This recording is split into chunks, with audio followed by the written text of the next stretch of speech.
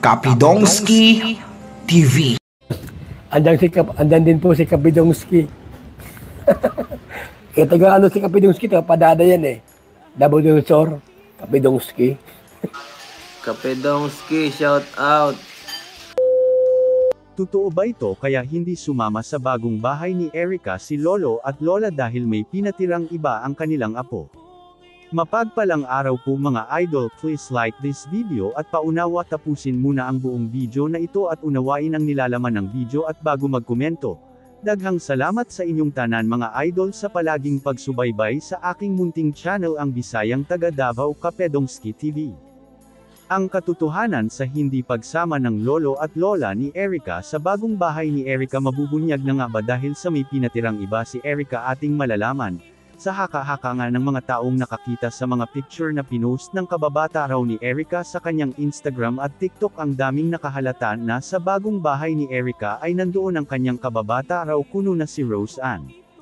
Dito nga ba nakatira ang girlfriends ni Erica, pero sa video na ito kung saan nagsalita si Lolo Miguel dito natin malalaman kung anong dahilan ng hindi pagsama nila Lolo at Lola sa bahay ni Erica. Sila lang pala nakatira doon sa bahay na bago.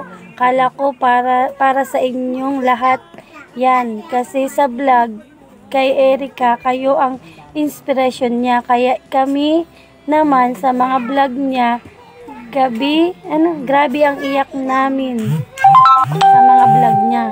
Ang sabi niya pa, inspirasyon daw kayo, bakit nawala kayo din sa bahay?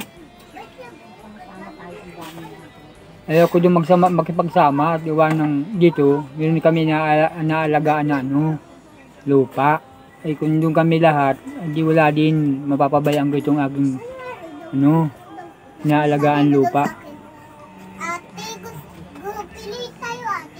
Ayan loud and clear ang sinabi ni Lolo na siya ang hindi sumama sa bagong bahay ni Erica dahil sila ay may binantayan na lupain at ayaw nilang iwanan dahil siguro ito ang hanap buhay ni Lolo kaya hindi sumama sila Lolo at Lola kay Erica. Siguro hindi naman masama kung may bisita si Erica sa kanyang bagong bahay kaya huwag ninyo lagyan ng mali siya, pero dito rin napansin ng mga viewers na inspirasyon ni Erica ang kanyang Lolo at Lola kaya tinulungan si Erica ng kalingap. Bakit ngayon iba na ang nangyari? Kayo mga idol, anong masasabi ninyo sa bidyong ito? Comment down below at ating pag-usapan. Pag natin, basta tayo pa rin noon hanggang ngayon. Ingatan mo at iingatan ko, hindi ka ipagbabalik.